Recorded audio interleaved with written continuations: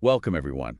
Today we're diving deep into illusion, karma, and how they connect. Yeah, we're looking at a really interesting YouTube video by Sergei Nikolaevich as our jumping off point. Exactly. And our mission really is to pull out the key ideas for you about reality itself, why you might see it the way you do, and how karma sort of fits in. Nikolaevich starts with a big one, doesn't he? He really does. The idea that the main illusion for most of us is just seeing the world as, well, physical stuff, biochemical objects. Right, and missing the connections underneath it all. Yeah, the underlying web. That's a really fundamental place to start. It makes you think, doesn't it? How that basic perception shapes everything else you believe about the world. Constaway points out something interesting even within families, people living really close. You feel the emotions, you interact, obviously. But you don't usually perceive the actual energetic links he's talking about.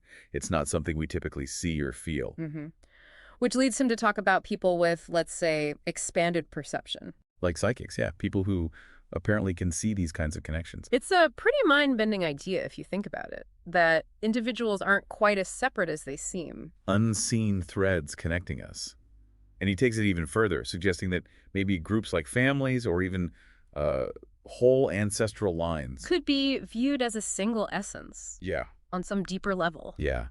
It really challenges your idea of individuality, doesn't it? What you're actually part of. And this ties into the idea that reality might have, well, multiple layers, not just the one you tune into every day. He uses an analogy like our own bodies have different systems, layers we aren't always aware of. Right, and maybe the planet, the universe, is similar. He brings up that book, Rose of the World. Ah, yes, which talks about Earth having different dimensions, different planes of existence. Beyond our usual 3 dimensions in one timeline, our layer is called Enroth in that book, apparently. And these other layers could even have different kinds of beings inhabiting them. That's the idea. Think about it like your own awareness. You can be awake or dreaming, different states. So reality itself could have different states or dimensions beyond our normal perception. Exactly. It kind of offers a framework for things that don't fit neatly into our standard scientific view, perhaps. Which then begs the really big question, doesn't it? If our perception is potentially quite limited. Why? Why this particular mode of perception? Why experience things as separate and purely physical? Constaway sets up this contrast, the standard materialistic view versus these broader perspectives. And he mentions Carlos Castaneda's books here. Right. Recalling the idea that the world you perceive, the one we all generally agree on. It's just one way of perceiving, one possible assemblage point, as Castaneda might put it, not the only reality. So the question isn't just what is real, it's also why this version of real for us. And this is where Constaway brings in that Hindu concept, referencing Lord Shiva.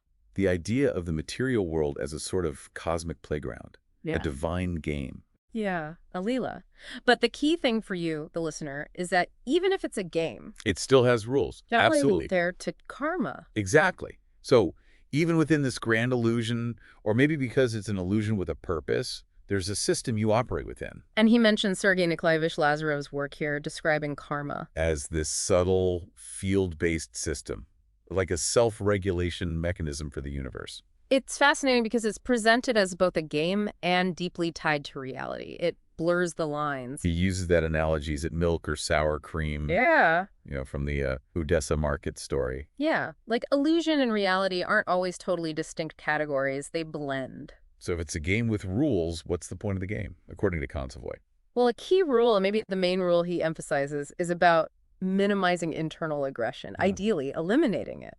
Internal aggression, that's specific. Yeah. He contrasts it with external aggression throughout history. Like medieval knights had codes, rules of engagement, right? Regulated violence, in a sense. Compared to, say, the 20th century or even today, where aggression can seem much more unrestrained, less bound by accepted rules. He even mentions that kind of unsettling idea from some traditions. That even killing was sometimes done with a certain respect or ritual. Yeah, it really makes you think about how we handle aggression internally and externally as maybe a core part of navigating this reality. It definitely gives you something to reflect on personally. How does your own internal state, your own aggression play out? And then he shifts a bit, talking about comfort and the fear of death. Suggesting that maybe earlier cultures lived with a much more constant awareness of mortality. Compared to modern life, Yeah. for many people anyway, obviously excluding war zones and such, were relatively insulated from death day to day, And he brings up Castaneda again that, quote, death is the best advisor. implying that constant awareness really shapes your perspective, how you live, He also notes that for people who believe in reincarnation, maybe the fear of death isn't quite as absolute. which connects to his emphasis on living a quality life. What does he mean by quality here? It seems to be about depth, meaning engagement. He draws on ancient teachings, suggesting the goal isn't just passive cycling through lives. But maybe being active participants, co-creators. Exactly. He voices this concern that too much external control, maybe societal pressures, Could actually dampen your own creative spark, your potential. yeah, making you do what they want instead of fulfilling your own potential. So for you, the listener, it suggests being wary of things that might limit your inner growth just for external compliance. And this idea of potential naturally leads to activation, to awakening. He mentions the meaning of Buddha, the awakened one, Right. Using that powerful metaphor. waking up from a nightmare into a better reality, Yeah. as if the goal within this illusion is to wake up to a deeper understanding of it. And part of that awakening seems to involve understanding the materiality of thought. He comes back to this, yeah, that your thoughts aren't just nothing.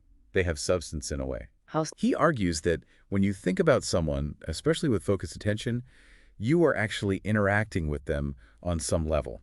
energetically, maybe, not physically. Right. Your focus creates a connection, an imprint.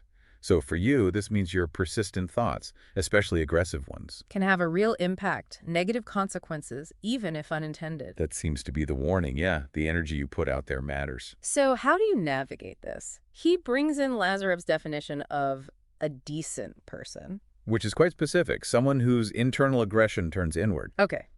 Contrasted with indecent people like the serial killers mentioned as an extreme example. Who externalize that negativity Yeah. and, paradoxically, might seem physically healthy. Which leads to a really counterintuitive point, doesn't it? Very.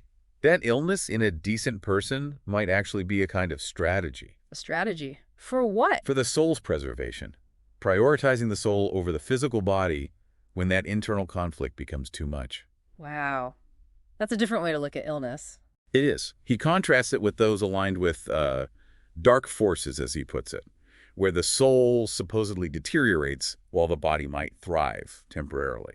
It's definitely one of the more esoteric concepts from the source. And building on that idea of the soul, what about the afterlife in this view? Consovoy touches on it briefly. It's presented as less about judgment, more about resonance. Meaning? The quality of your soul, its refinement, its lightness, perhaps determines where it goes. Lighter souls ascend, heavier ones descend. Not based on a list of deeds, but the state of being. So it all seems to point towards developing inner awareness. Yeah, and specifically awakening your intuition. That seems to be presented as the key tool for you to start perceiving these deeper realities beyond the surface illusion. So wrapping this all up for you, our listener, this dive into Consovoy's perspective, pulling from different philosophies. It really paints a picture of the material world as maybe less solid, less separate than it appears. Layers of illusion, yes, but connected by these deeper, energetic, karmic rules. Rules that shape your experiences, your soul's journey. And it really underscores the importance of your internal state, doesn't it? Your awareness, how you manage that inner world. That seems crucial within this framework. Absolutely. Which leaves you with a pretty big thought to mull over, perhaps. How is your own perception of reality influencing the life you're actually experiencing? Right. And what does living a quality life truly mean for you if you consider these ideas about illusion, connection, and karma? Maybe reflecting on your own inner world, your connections, could be quite revealing.